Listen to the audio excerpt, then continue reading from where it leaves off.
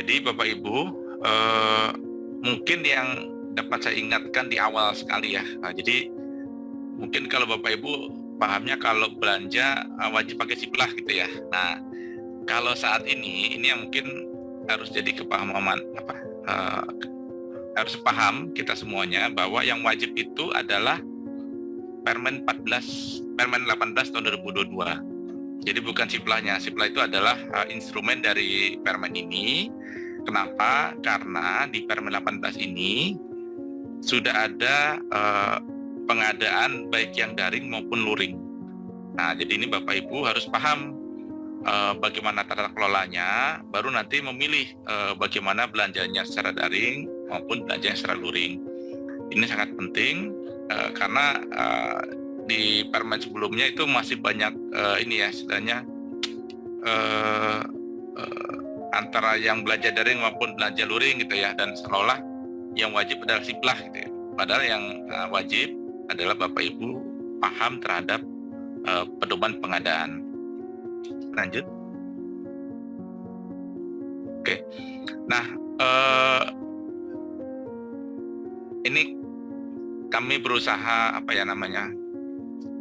mengingatkan kembali ke Bapak Ibu ya bahwa sebelum masuk ke tata kelola pengadaan ini ada beberapa regulasi terkait khususnya terkait BOS ya, selain dari Permendikbud 2 tahun 2022 itu yang terkait juknis, penggunaan tata cara atau sasaran, syarat kriteria, cara penggunaannya terkait dana BOS. Nah, tapi kalau nanti terkait tata kelola keuangan, penatausahaan, itu ada Permendagri. Nah, ini kenapa disebutkan, nanti pada khususnya adalah pada saat-saat pembayaran ya,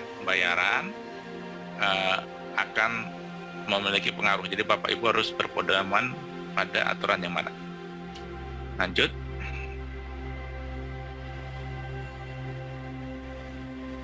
Oke. Nah,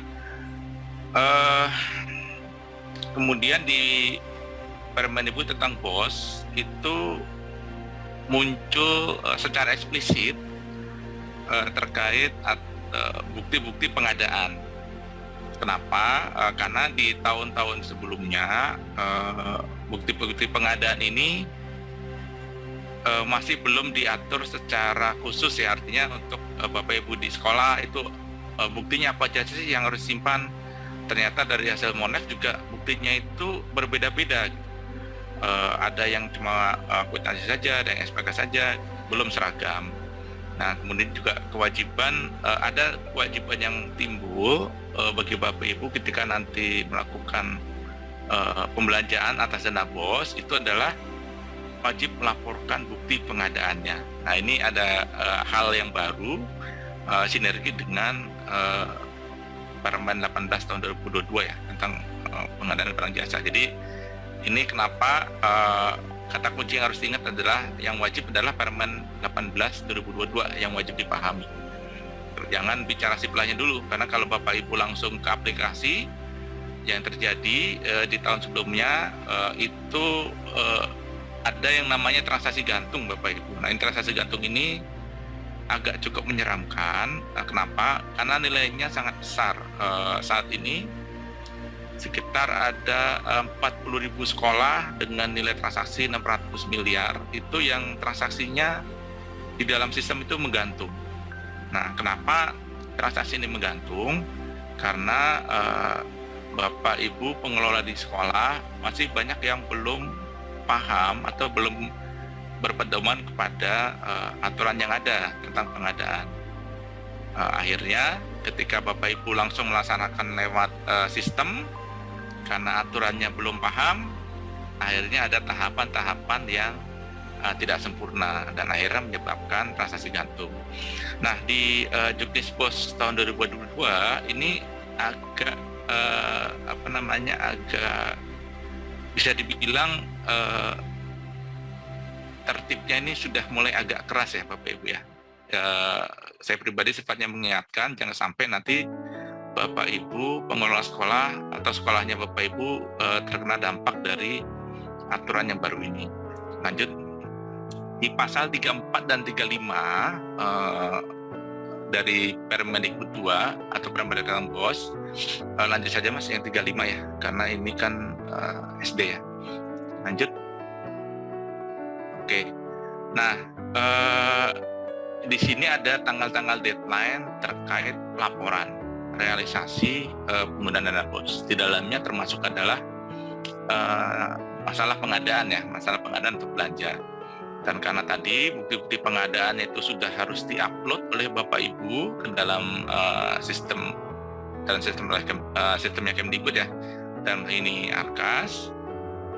Nah, ketika nanti di akhir periode ya, tanggal 31 Januari, jika ada laporan-laporan dari sekolah yang dianggap belum lengkap, nah di sini sudah mulai timbul sanksi Bapak Ibu. Lanjut di halaman berikutnya ada. Nah ini yang agak agak harus hati-hati, karena ketidaklengkapan laporan termasuk di dalamnya adalah laporan pengadaan itu menjadi dasar untuk penyaluran BOS reguler tahap berikutnya. Kalau bahasa ini sudah diperhalus ya Bapak Ibu, artinya apa? Ya kalau Bapak Ibu ketika laporannya belum lengkap atau dianggap tidak lengkap, ini bisa saja Bapak Ibu penyaluran dana BOS-nya itu terhambat. Nah ini kami mohon dengan sangat untuk Bapak Ibu segera menyelesaikan seluruh laporan, utamanya Bapak Ibu yang terdaftar dalam sekolah yang memiliki transaksi gantung. Ini kami mohon untuk segera melakukan verifikasi. Nanti teman-teman direktur juga akan membantu sekolah-sekolah mana yang perlu memverifikasi tahapan pengadaannya. Tahun ini bisa dibilang tahun pemutihan ya Bapak Ibu ya. Semua laporan baik yang di luar sistem maupun di dalam sistem itu diverifikasi. Harapannya nanti di akhir tahun sudah tuntas, tidak ada lagi yang ketinggalan ya laporan atau yang tidak lengkap ya laporan-laporan pengadaannya, jadi tidak ada yang terdampak pasal ini. Ini kami mohon dengan sangat ya, saya juga khawatir sebenarnya kalau masih ada sekolah yang belum lengkap ini terhambat dana BOS-nya nantinya. Baik, lanjut. Oke, ini sekarang bahasa tentang dokumentasi pengadaan muncul secara eksplisit baik di batang tubuh maupun di lampiran ya, lampiran dari juknis BOS, dan kedepannya di seluruh juknis terkait yang melakukan transfer dana ke sekolah, biasanya Banpem ya, ini nanti akan mencantumkan klausul tentang bukti pengadaan. Kenapa ya ini? Karena sebelumnya banyak yang paham hanya wajib siplah, tapi ketika pengadaannya tidak dilakukan sesuai dengan pedoman, akhirnya transaksi menggantung. Lanjut lagi. Oke, kita lanjut lagi. Jadi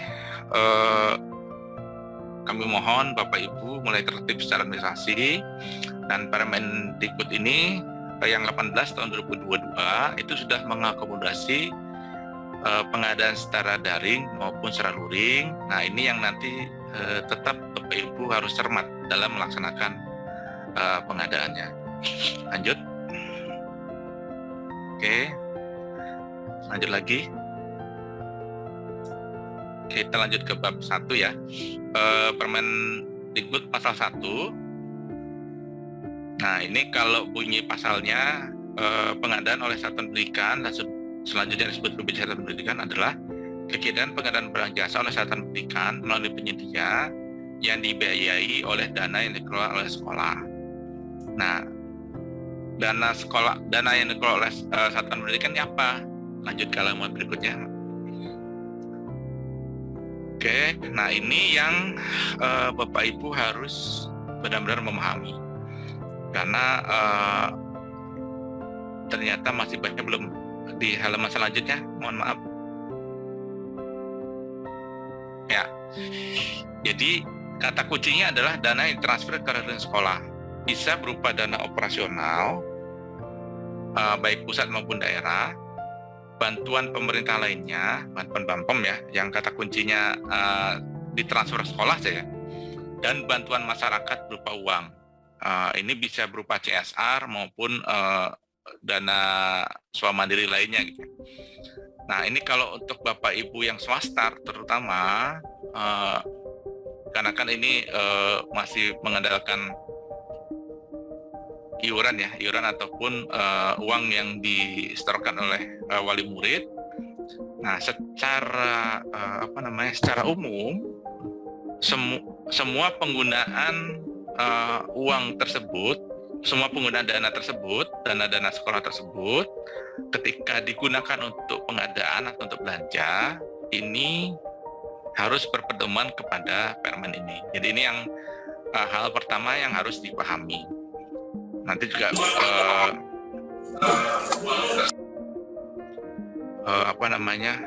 kemarin ketika saya ke Bekasi gitu ya, ternyata sekolah-sekolah di Kabupaten Bekasi itu mendapatkan CSR yang nilainya sangat besar gitu. Nah, ini ketika mereka ditanya bagaimana nih cara kami melakukan belanjanya, nah ini yang harus menjadi pedoman Permen 18 tahun 2022. Lanjut. Oke. Nah, kalau melalui aplikasi itu sudah ada pilihan ya di sistem, baik bos reguler, bos kinerja, ataupun silpa gitu ya. Lanjut lagi. Oke.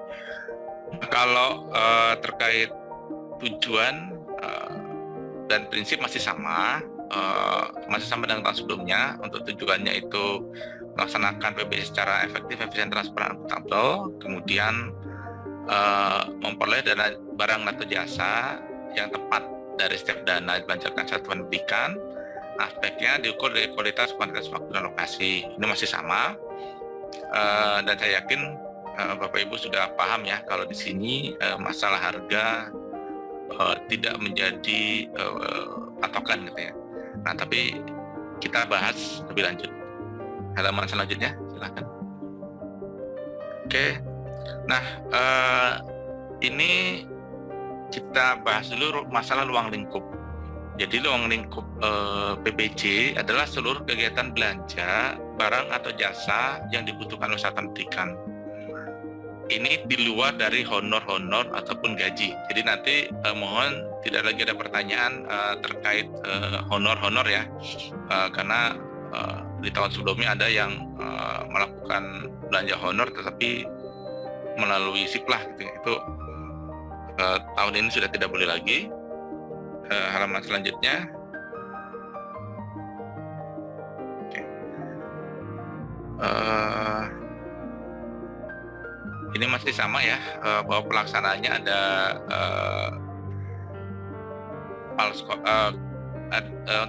untuk pelaku pengadaannya ada dua ya, pelaksana di satuan pendidikan, secara default adalah kepala satuan pendidikan. Nah, kalau Bapak Ibu pengelola sekolah, terutamanya kepala sekolah, butuh dibantu oleh pendidik atau tenaga pendidikan, silahkan buat akun di pendidik atau tenaga pendidikan itu diberikan tugas tambahan ya, diberikan tugas tambahan di Dapudik sebagai pelaksana PPJ. Jadi jangan menggunakan akun Bapak Ibu kepala sekolah, tapi pakai akun mereka sendiri, tinggal ditambahkan di tugas tambahannya sebagai pelaksana PPJ. Kenapa? Karena kedepannya Kemdikbud akan membuat banyak aplikasi, tetapi secara loginnya itu menggunakan login Dapudik. Jadi kalau nanti Bapak Ibu memberikan akun kepala sekolah, nah takutnya nanti terjadi hal-hal yang tidak diinginkan. Kemudian juga masih ada penyedia. Lanjut, silakan lanjutkan. Oke, untuk penyedianya masih bisa perorangan atau badan usaha, termasuk dalamnya adalah koperasi ya. Nah, ini Bapak Ibu sudah ada PMK 58 tahun 2022 itu mewajibkan adanya NPWP, Jadi mau tidak mau, suka tidak suka, ketika akan berjualan atau bertransaksi dengan Bapak Ibu di sekolah, baik secara daring maupun luring, itu harus ada NPWP-nya. Dan kalau nanti belanja secara daring, mulai 1 Mei itu diminta untuk mengurus PKP. Jadi ini sudah menjadi kewajiban diatur di PMK 58 tahun 2022. Lanjut. Nah, terkait penyedia, ini juga banyak pertanyaan ya. Ini penjabaran saja. Penyedia itu pelaku usaha yang menyediakan barang jasa berdasarkan kesepakatan. Tentu saja yang namanya penyedia ya, jangan kami berharap nih jangan sampai dari kalangan pengelola sekolah. Jadi nanti akan terjadi konflik of interest.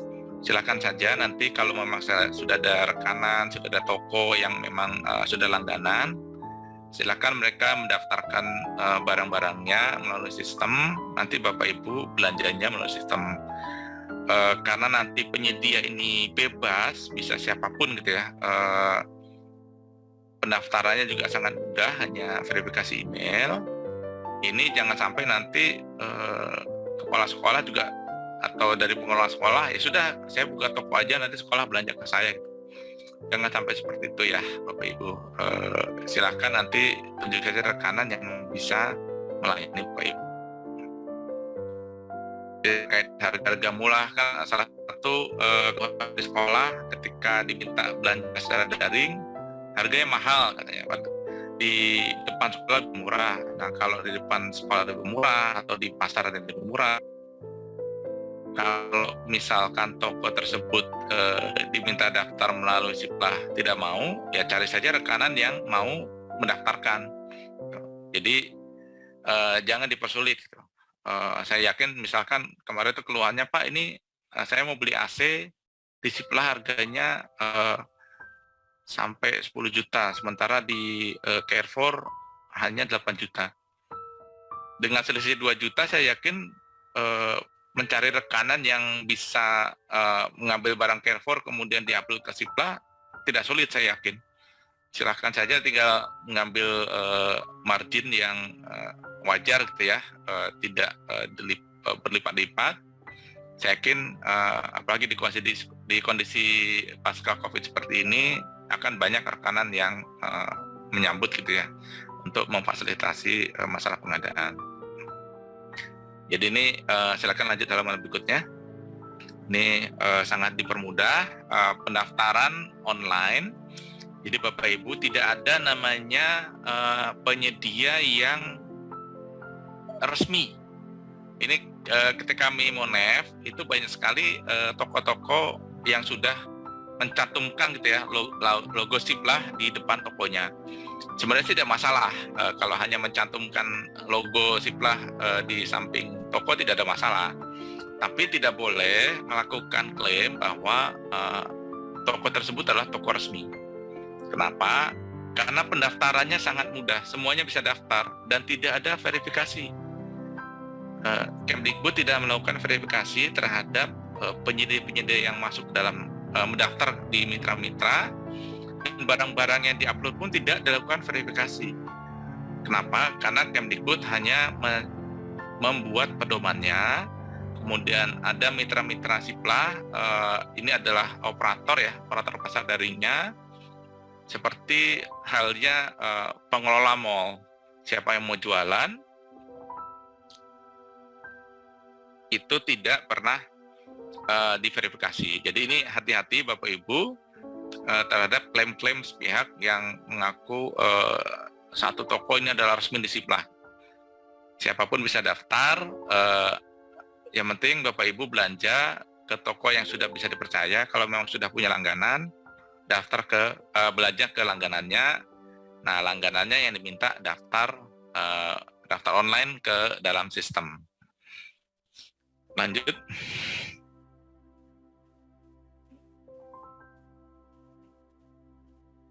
Halaman berikutnya. Oke, selanjutnya lagi. Nah, jadi ini bab 3 ini yang Bapak Ibu harus mungkin harus agak hati-hati atau sangat mencermati ya ketika melakukan belanja. Ini jangan sampai tahapan-tahapan ini hilang atau terlewati. Ini nanti menyebabkan istilah-istilah transaksi gantung ketika ada tahapan yang terlewati. Karena kalau di sistem ini kan harus urut ya Bapak Ibu ya. Kalau mungkin belanjanya secara luring mungkin bisa-bisa saja ada tahap-tahap yang terlewat atau kemudian diundurkan tanggalnya gitu. Kalau untuk di sistem itu tidak bisa. Ada 3 tahap: persiapan, pengadaan, penetapan penyedia, dan pelaksanaan kesepakatan. Lanjut. Oke, persiapan pengadaan ini Bapak Ibu membuat RAB ya, atau rencana anggaran belanja. Dan ini agak berbeda dengan RKS. Kalau RKS kan rencana kerja Bapak Ibu dalam setahun.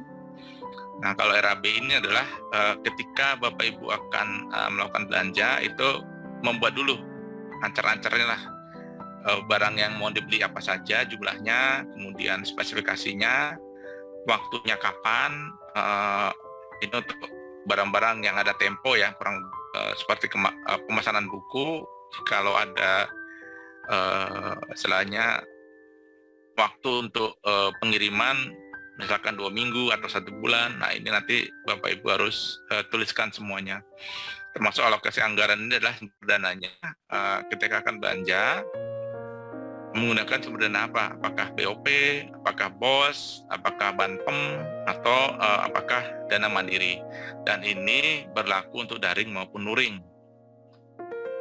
Pembuatan RAB ini dibuat ketika Bapak Ibu melakukan belanja di atas 10 juta. Jadi kita bikin ketika belanja di atas 10 juta, Bapak Ibu membuat RAB. Dan ini disimpan untuk menjadi berkas Bapak Ibu.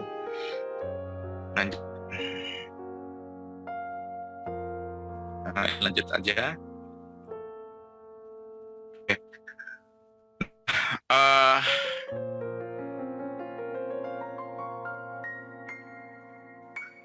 Untuk tahapan pengadaannya sekarang berubah. Nah, ini di Permen 14 sebelumnya ya, itu belanja mulai 10 juta. Kalau saat ini Bapak Ibu bisa, kalau bunyi pasalnya belanja barang habis pakai di bawah 1 juta dapat belanja secara daring. Nah, kata dapat ini artinya prioritasnya Bapak Ibu belanja secara daring. Tapi kalau memang dari segi waktu tadi ya, dari segi waktu kemudian secara kuantitasnya butuh cepat, urgent, dan harus dilaksanakan sekarang misalkan, bisa Bapak Ibu belanja secara luring. Ini perbedaan yang utama di Permen 18. Jadi barang habis pakai di bawah 1 juta dapat belanja secara daring atau secara luring. Nah, tapi jangan lupa nanti bukti pengadaannya itu yang harus dilaporkan. Jangan sampai nanti ya ini sudah dapat untuk 1 juta tidak wajib lagi katanya gitu ya, tidak wajib lagi daring. Nah, bukti-buktinya tadi diminta di 2 aturan Bapak Ibu ya, di aturan masalah Juknis BOS Permen 2002 tahun 2002, kemudian di Permen 18 ini juga ada aturan yang berlaku terkait laporan. Nanti di bab paling akhir tuh masalah laporan. Nah,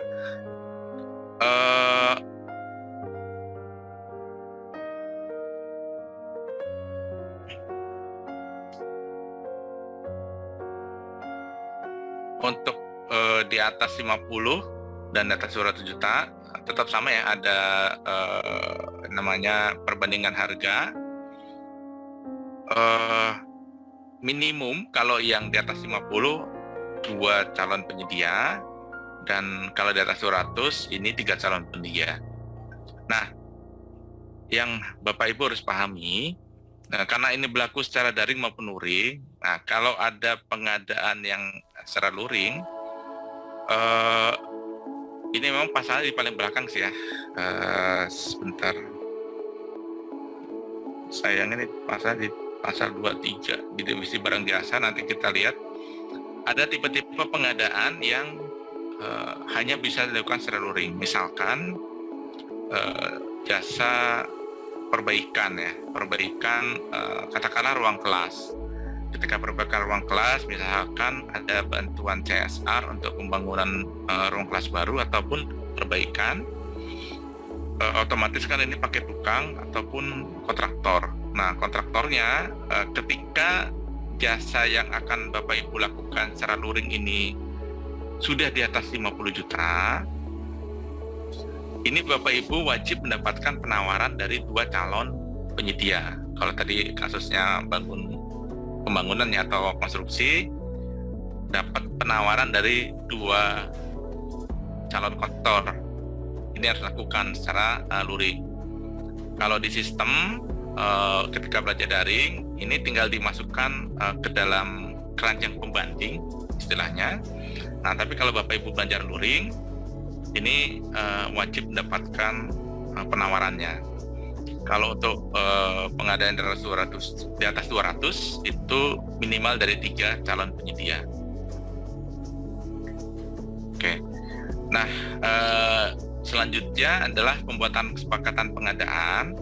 Nah, ini yang paling banyak mulai terjadi dalam tanda kutip sengketa antara sekolah dan penyedia. Kenapa? Ketika saya monef, kebetulan sekolah-sekolah yang istilahnya agak riskan itu SMK ya, kebanyakan ya. Banyak melakukan pembelian untuk barang-barang, misalkan mesin. Di sistem itu hanya tertulis mesin, misalnya mesin kemarin apa ya, dia laser untuk konstruksi, mesin laser untuk konstruksi lah katakanlah begitu. Kemudian tidak tercantum di dalam item tersebut ada instalasi dan pelatihan. Yang terjadi ketika sekolah melakukan pemesanan, sebelum melakukan pemesanan komunikasi dulu ke tokonya. Ini sudah include instalasi sama pelatihan ya.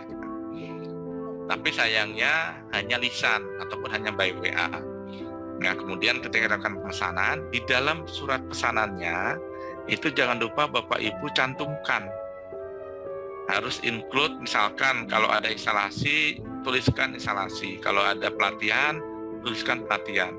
Kalau perlu packing, misalkan dengan packing kayu atau dengan packing bubble wrap, tuliskan dalam surat pesanan. Jadi nanti ketika pesanan ini datang ke Bapak Ibu, sebelum dilakukan semua yang tercantum dalam surat pesanan, kalau tadi ada instalasi, ada pelatihannya, berarti transaksi tersebut belum selesai. Nah, ini kalau tidak ditulis, seperti kasus yang terjadi di beberapa SMK, di dalam invoice-nya itu hanya itemnya saja. Ketika barangnya datang, masih dalam keadaan terbungkus, penyedianya sudah minta dibayar. Karena klaimnya kan ini hanya barang saja. Nah, ini kan akhirnya menjadi sengketa yang tidak perlu ya. Jika Bapak Ibu cermat dalam melakukan pesanan, hal ini tidak perlu terjadi. Dan lagi sekali lagi ini masalah pesanan ini banyak sekali juga terjadi pembatalan dengan berbagai alasan ya. Paling sering alasannya adalah salah pilih atau salah pesan jumlahnya. Itu paling sering terjadi. Misalkan harusnya memesan buku jumlahnya 100 tapi terketik hanya 10.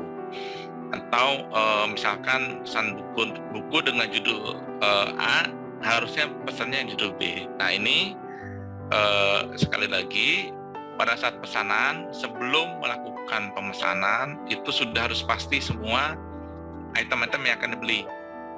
Sesuaikan lagi dengan RKS apabila memang diwajibkan untuk sesuai dengan RKS, terutama dari sisi harga ya. Di RKS kan ada selain dari pagu juga ada SBU ya, atau standar harga satuannya. Itu tolong diperhatikan.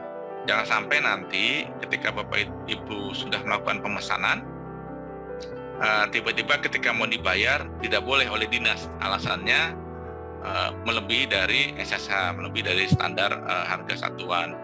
Untuk kemarin beberapa dinas yang di luar Jawa ada yang mewajibkan misalkan ketika memesan komputer harus minimal Intel yang i5 atau yang setara.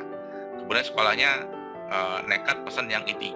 Akhirnya dari dinas tidak mengapprove pembayaran. Jadi ini sebelum melakukan pemesanan, silakan Bapak Ibu melihat dari sisi aturan-aturan yang ada. Misalkan dari Pemdanya kalau punya aturan tersendiri, silakan cek dulu apa-apa aja. Jangan sampai nanti pesanan-pesanan yang sudah dibuat ini akhirnya harus dibatalkan dengan berbagai alasan. Karena nanti kalau di sistem ini kan pembatalan ini kan terekam ya, tidak hilang jejaknya. Kalau ada terjadi banyak pembatalan, ini nanti akan jadi pertanyaan, kenapa suatu transaksi kok dibatalkan terus gitu kan? Ini jadi panjang lah ceritanya. Jadi lebih baik Bapak Ibu ketika akan memesan itu cermat. Lanjut halaman berikutnya. Oke, nah pelaksanaan kesepakatan ini dimulai pada saat pengiriman barang. Ketika nanti sampai di sekolah itu wajib melakukan pemeriksaan, jangan sampai barangnya masih dibungkus rapi gitu ya, tidak diperiksa. Baru nanti setelah dilakukan oleh pemeriksaan, kepala sekolah itu membuat serah terima ya, buat serah terima. Nah, di dalam sistem itu sudah mengakomodasi penerimaan sebagian. Jadi kalau Bapak Ibu misalkan pesan buku 5 judul, masing-masing 100 eksemplar misalkan. Kalau dari satu judul ada yang baik hanya ada kerusakan misalkan 20 eksemplar, itu Bapak Ibu bisa punya dua pilihan. Pertama, meminta ke penyedianya untuk memenuhi 20 yang rusak, diganti gitu ya. Atau karena waktunya terbatas dan Bapak Ibu sudah harus melakukan pembayaran misalkan, ya sudah, terima saja yang 80-nya, yang 20-nya ditulis dalam serah terimanya kondisi rusak. Jadi itu sekarang di Permen 18 sudah dimungkinkan ya, dan di sistem juga sudah dimungkinkan. Nanti ketika Bapak Ibu belanja, ini jangan lupa ketika membuat BAST, kalau ada barang yang rusak, dituliskan. Jadi jangan sampai ada perbedaan antara surat pesanan dengan serah terima. Kalau surat pesanannya 100, ketika diterima 80, yang 20-nya harus ada statusnya, gitu, apakah rusak ataukah yang lain. Nah, masalah pembayaran nanti akan saya cover dalam slide sendiri. Kemudian ada masalah pembatalan kesepakatan. Jadi ini ada di pasal 19. Muncul sendiri klausul tentang pembatalan.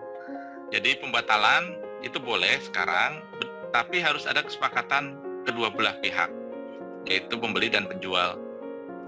Kalau secara luring, ini mungkin nanti bikin surat pernyataan bersama gitu ya, ditandatangani oleh penjual dan pembeli. Nah, kalau untuk daring ini yang repot nih Bapak Ibu.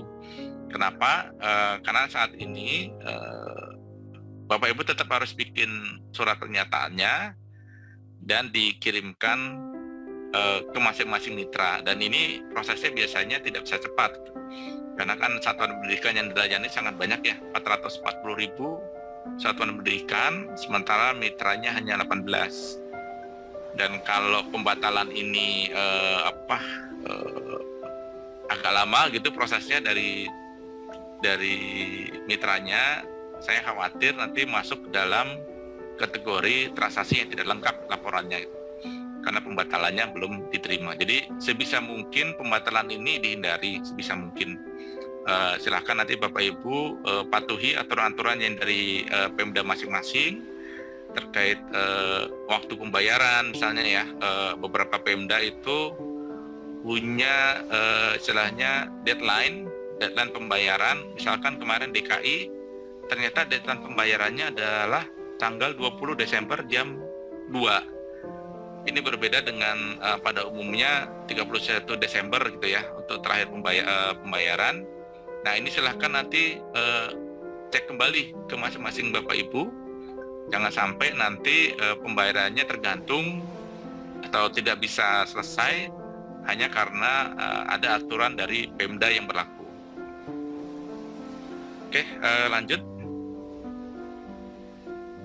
Oke, nah pembayaran ini juga muncul jadi klausul sendiri, pasal 18 ya, ayat 6 sampai 8. Ini saking banyaknya transaksi gantung sampai akhirnya dari Kemendikbud dan dari Kemenkumham merasa ini harus diatur khusus.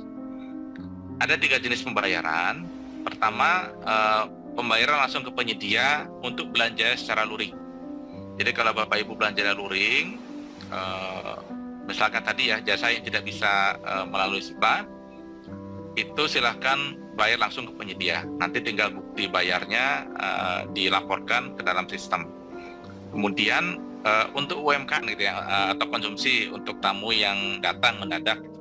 Jadi kan sudah diatur bahwa belanja di bawah 1 juta itu boleh dilakukan secara luring.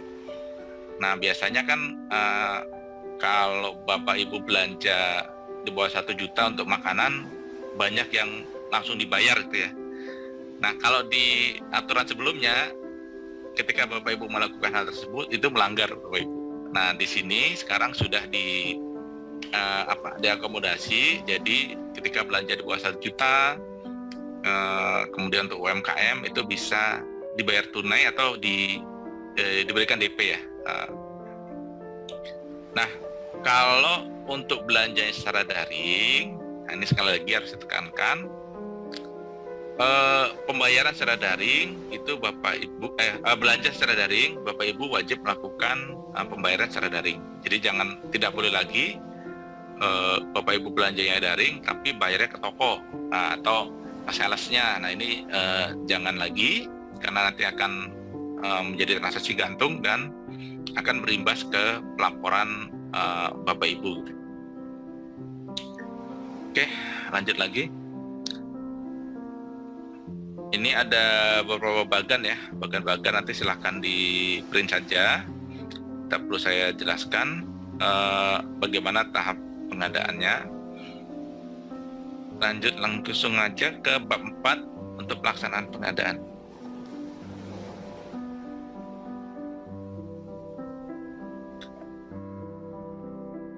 Ya, nah Bapak Ibu, kalau ada yang masih bertanya ya, apakah wajib secara daring gitu ya, atau belanjanya secara daring?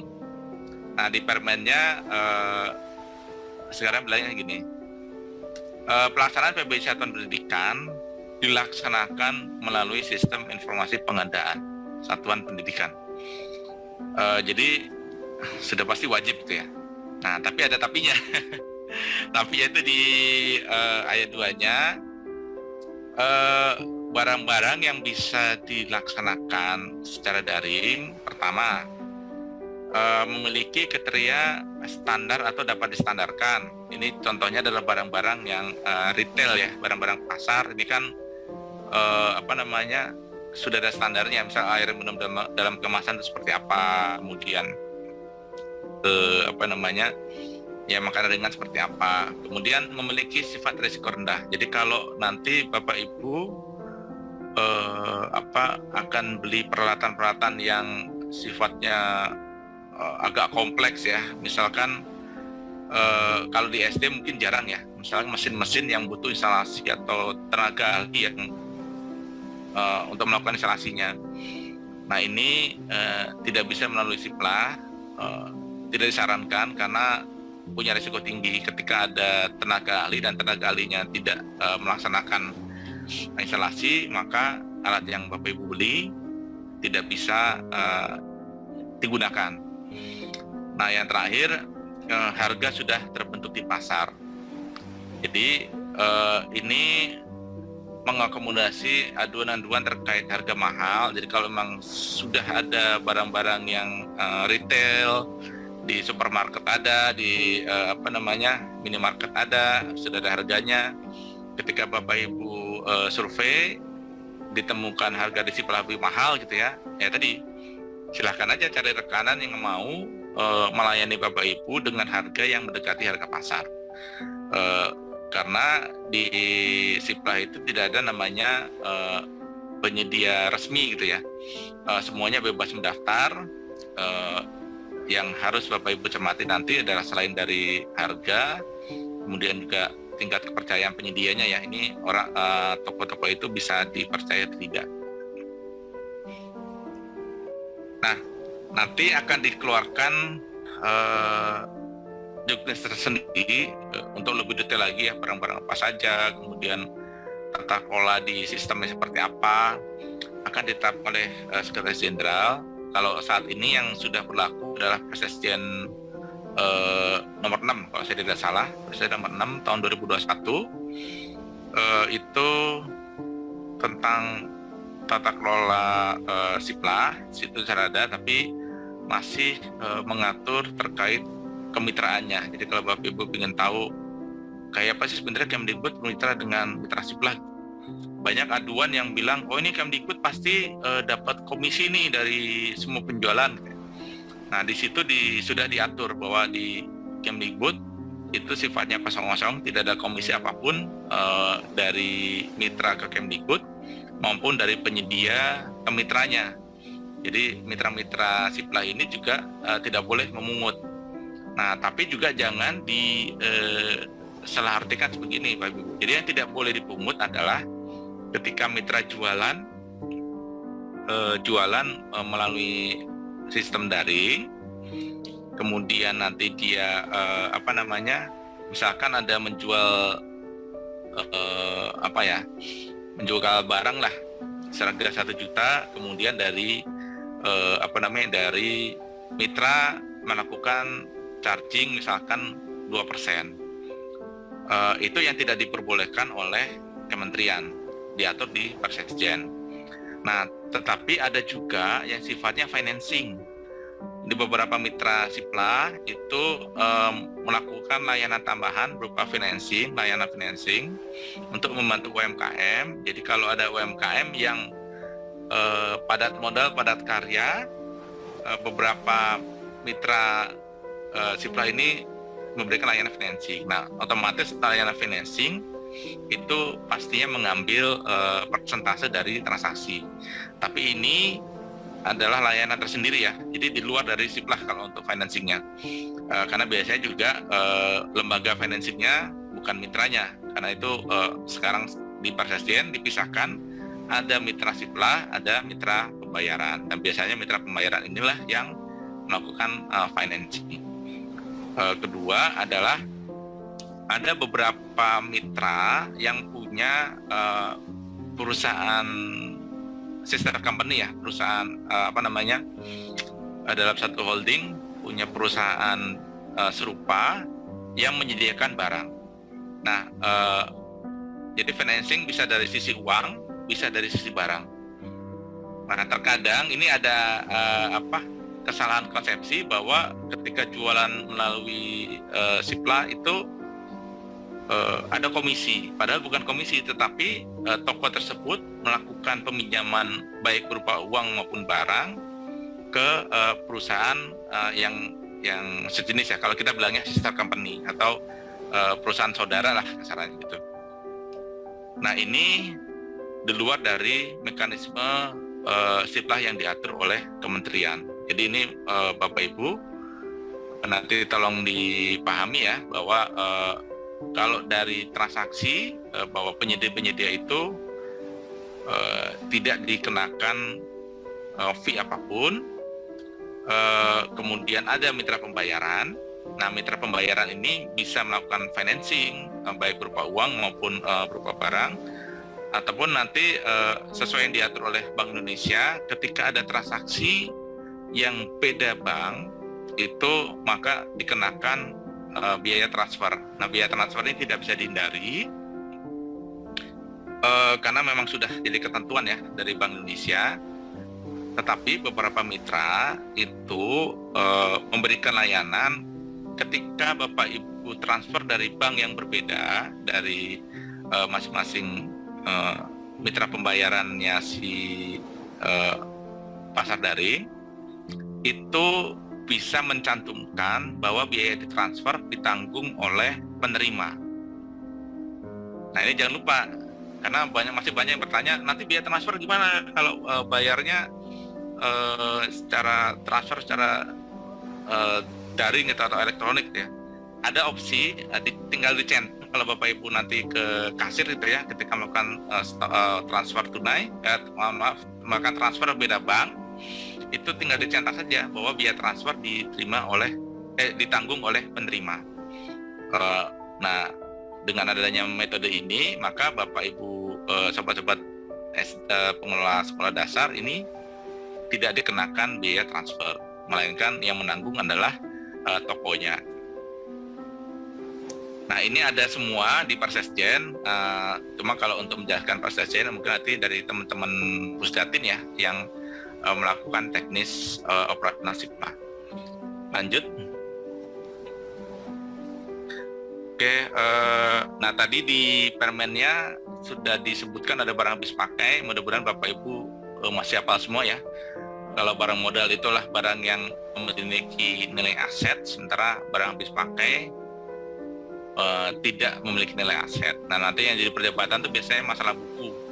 Apakah buku itu habis pakai atau barang modal. Tapi kalau Bapak Ibu sudah menggunakan ARKAS semuanya, saya rasa sudah tidak ada masalah karena di ARKAS sudah ditetapkan ya apa-apa yang modal dan apa-apa yang habis pakai. Lanjut lagi. Oke. Nah masalah jasa-jasa juga sama. Ini ada beberapa hal yang tadi tidak bisa dilaksanakan melalui SIPLA karena tidak bisa distandarkan. Nah contohnya apa, kalau jasa konsultasi ini kan yang membutuhkan olah pikir, biasanya tidak bisa. Nah, kita jasa kontraktor, jasa desain untuk konstruksinya itu tidak bisa distandarkan. Kalau tukang juga rata-rata kan tukang menghitung dari meteran. Ini juga tidak bisa distandarkan karena kan masing-masing pekerjaan itu beda-beda gitu. Di SIPLA itu, di sistem itu belum mengakomodasi pekerjaan yang tidak terstandar. Nah, yang bisa distandarkan biasanya adalah jasa lainnya. Contoh nih, kayak jasa instalasi komputer, jasa servis AC. Ini kan relatif sudah ada harga pasarnya ya. Kalau servis AC walaupun tidak ada sistem katalog, tapi relatif sudah ada lah antara 100.000 sampai 200.000. Nah, seperti ini bisa melalui sistem. Jadi kata kuncinya adalah terstandar dan tidak standar itu mungkin nggak sih suatu barang atau jasa itu punya standar secara umum. Lanjut.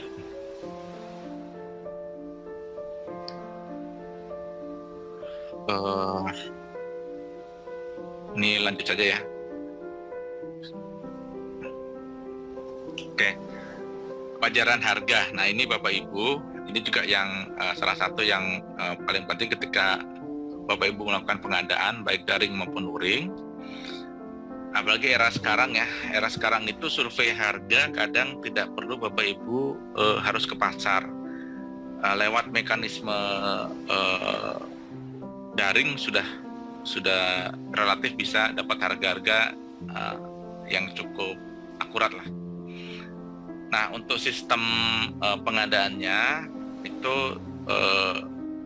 kalau survei boleh pakai apa aja, misalkan Bapak Ibu pakai Tokopedia atau pakai Bukalapak atau pakai Blibli gitu ya untuk melakukan survei harga, tetapi untuk pada saat belanja itu wajib menggunakan mitra yang sudah diverifikasi oleh kementerian, 18 mitra. Nah, kalau harga wajar pertama dilihat dari standar satuan harga yang menetapkan Pemda, baik provinsi maupun kabupaten kota. Nah, yang jadi challenge, beberapa Pemda ini tidak update Bapak Ibu secara SSH-nya. Di ARKAS pun juga kadang-kadang mengikuti standar harga yang lama. Ini paling berasa ini ketika Bapak Ibu belanja yang berupa elektronik ya. Biasanya kan harganya berubah terus ya, laptop maupun TV ataupun perangkat elektronik lainnya. Nah, ini silahkan dikonsultasikan. Jadi kalau ada harga-harga barang yang sudah berubah, komunikasikan dengan dinas dan Pemda. Jangan sampai ketika nanti Bapak Ibu sudah melakukan pemesanan tidak bisa dibayar hanya karena tidak memenuhi aturan Pemda. Kemudian selanjutnya adalah harga katalog. Harga katalog ini ditetapkan pemerintah, biasanya ada banyak ya, katalog nasional dilakukan oleh KPP. Mungkin Bapak Ibu paham tentang e-katalog gitu ya, sudah pernah dengar. Kemudian ada katalog sektoral. Nah, itu dilakukan oleh kementerian, Bapak Ibu. Nah, yang paling yang masih hangat kemarin itu kan buku kurikulum merdeka ya.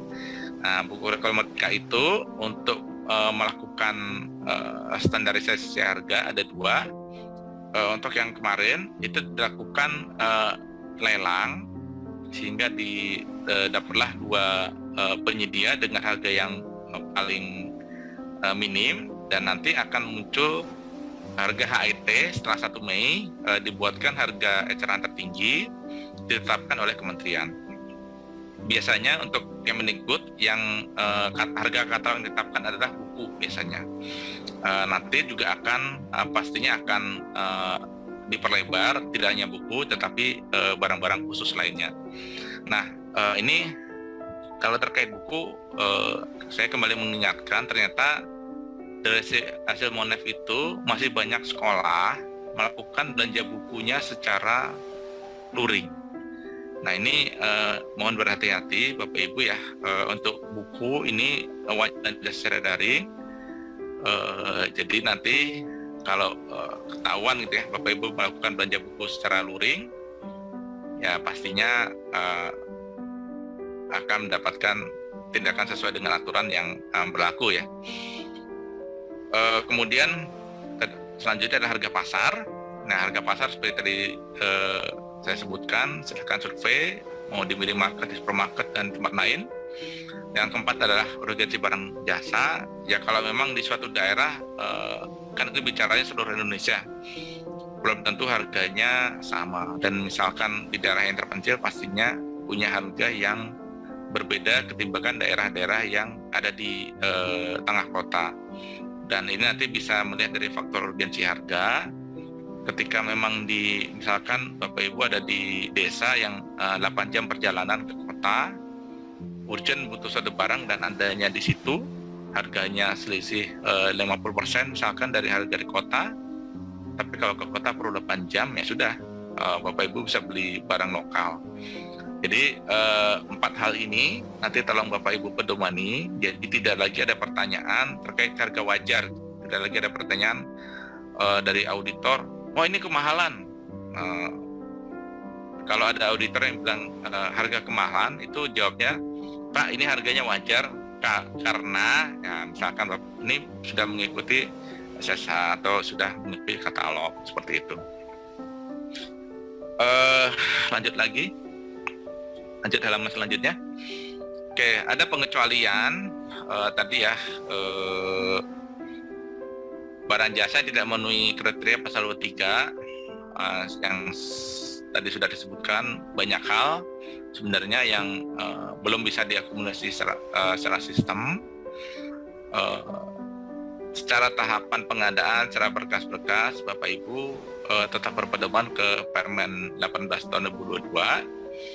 Jadi yang wajib itu bukan siplahnya, tapi adalah Permen 18 2022. Karena di sini ada mengatur pengadaan secara daring maupun secara luring. Kemudian barang habis pakai paling banyak 1 juta ya, itu bisa di luar sistem. Dan terakhir adalah tidak memiliki koneksi untuk mengakses sistem informasi. Jadi kalau nggak ada internet, nah boleh-boleh saja silahkan untuk belanja di luar sistem. Oke, selanjutnya. Oke. Nanti yang wajib perhatikan ini jangan sampai lupa, jangan sampai salah Bapak Ibu. Sekali lagi, barang jasa kan harus sesuai dengan juknis ya Bapak Ibu. Kemudian juga komunikasi dengan Pemda terkait hal-hal seperti tadi ya, ada misalkan ada tempo pembayaran, kemudian ada ketentuan spesifikasi minimum dan lain-lain. Kemudian harga transaksi. Nah, harga transaksi ini adalah harga barang plus ongkir plus pajak. Nah, ada ketentuan baru, ini belum saya tulis di slide ini. Ada ketentuan baru di PMK 58 tahun 2022 karena baru berlaku di 1 Mei dan kemarin kita potong libur banyak ya. Kewajiban pajak itu nanti akan dipungut oleh mitra pasar daring. Jadi Bapak Ibu ketika membayarkan transaksi saat ini sedang dalam pengembangan teknis ya, harga yang dibayarkan adalah harga barang plus ongkir plus pajak. Bapak Ibu nanti tidak bisa lagi memilih opsi pembayaran pajak oleh sekolah, karena di sebelumnya itu masih dibolehkan sekolah yang langsung membayarkan pajak. Untuk saat ini karena sudah berlaku PMK 58 tahun 2022, pajaknya dibayarkan full ya, jadi harga barang plus ongkir plus pajak.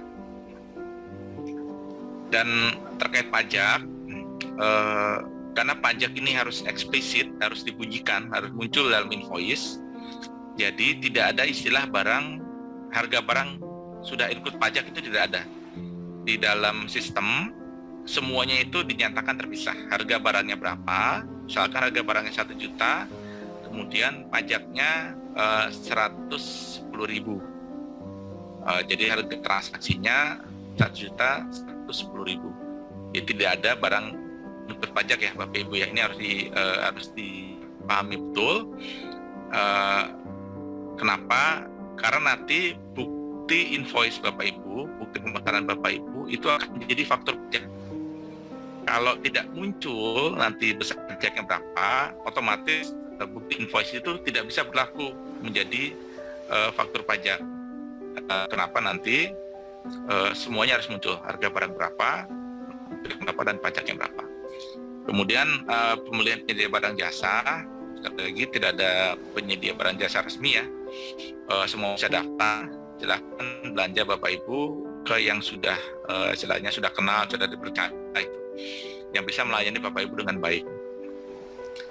Kemudian kalau belanjanya daring, ya pembayaran melalui mitra pasar daring. Mohon izin Mbak Laila, masih ada waktu berapa menit ya? Ada sekitar 7 menit Pak Edri. 7 menit ya. Nah, ini sebenarnya masih ada lagi tentang barang khusus ya, mungkin saya habiskan kalian ya. Oke, boleh, lanjut. Silakan Pak Edri. Nah, silakan lanjut halaman berikutnya. Oke. Nah, Bapak Ibu, karena ini tadi sudah diatur ya terkait yang boleh belanja melalui sistem, hanya standar, risiko rendah dan harganya pasar, ini akan muncul namanya barang jasa khusus. Nah, untuk barang jasa khusus ini, pertama barang jasa yang terbatas, belum dapat lebih pasar gitu ya. Kemudian ada hakinya atau ada license-nya terbatas. Kemudian kementerian punya kebutuhan khusus, jadi spesifikasinya harus tertentu. Nah, untuk barang-barang ABC ini nanti akan masuk ke dalam kriteria barang jasa khusus. Tapi kalau untuk saat ini mungkin untuk ke teman-teman direktorat mungkin ya yang biasa bukan Banpom ya. Kalau untuk Bapak Ibu atau sobat-sobat dasar ini sifatnya pengetahuan saja. Jadi nanti kalau ada item yang istilahnya terlampau ajaib, spesifikasinya itu harus ditetapkan menjadi pengadaan barang jasa khusus. Oke, selanjutnya bab 5 ini ada penyelesaian sengketa. Ini karena transaksi SIPLA ini sudah sangat luar biasa, karena Bapak Ibu sekolah ini sangat semangat ya belanja daring. Per tahun itu transaksinya sekitar 2 triliun transaksinya, karena sudah besar otomatis banyak sering terjadi sengketa. Nah, pertama ketika terjadi sengketa itu ya harus musyawarah dan mufakat, dan Bapak Ibu sobat-sobat sekolah dasar tidak perlu takut. Biasanya sengketa ini beberapa kali kami monef terjadi, misalkan ada pecah kongsi. Ada satu toko, Bapak Ibu sudah transaksi ke toko tersebut, katakanlah, kemudian sudah melakukan pembayaran, tiba-tiba toko lain pecah kongsi, ada berantem kasarannya, toko B dan toko C. Nah, toko C-nya ini nagih ke Bapak Ibu. Nah, ketika terjadi ini tidak perlu takut, hadapi saja, karena di bukti pemesanan Bapak Ibu itu sudah ada kepada siapa, dan bukti transfernya sudah ada, tidak perlu Bapak Ibu takut. Kemudian kalau memang tidak selesai ya sengketanya, nah nanti baru dieskalasi melalui jalur pengadilan. Tapi ini sebisa mungkin dihindari. Lanjut lagi, ini masalah pelaporan ya, pengawasan, evaluasi dan pelaporan di bab selanjutnya. Oke, mulai dari menteri, kemudian gubernur, wali kota, sekarang punya kewajiban untuk melakukan pengawasan dan pelaporan. Jadi semua Bapak Ibu ini sudah bisa dilihat sampai dari level menteri sampai ke gubernur dan bupati wali kota. Ini untuk memudahkan laporan dan secara rekapitulasi nantinya. Oke, selanjutnya itu bukti pengadaan ada nggak ya? Oh, ini nggak ke save ya? Oh iya, di saya ada 2 slide tambahan tentang bukti pengadaan. Jadi mungkin saya sampaikan di sini aja ya. Laporannya ada 2 ya Bapak Ibu ya.